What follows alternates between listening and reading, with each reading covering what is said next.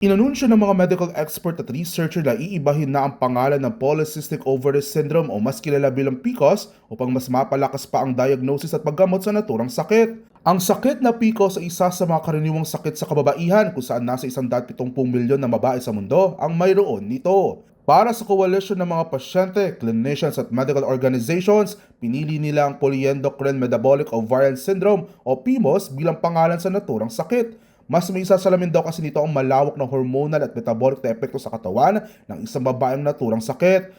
Nagdudulot kasi ng pagkalito sa mga kababaihan at kanilang doktor ang terminong PCOS dahil sa karaniwan nitong iniugnay sa ovarian cyst kung saan hindi naman lahat ng may PCOS ay mayroon nito, kung kaya mas matagal ang diagnosis at gamutan. Pinangunahan ng mga research group, Androgen Access at ang PCOS Society ang pagpapalit ng pangalan mula sa kanilang mga sinurvey na pasyente at profesional kabila ang mga opinion ng mga involved sectors. Samantala, nagsisimula na rin ngayon ang proseso na formal na itong mapalitan bilang PMOS kung saan sa loob ng 3 taon ay isasama na ito sa health systems, clinical guidelines, mga training at disease classification.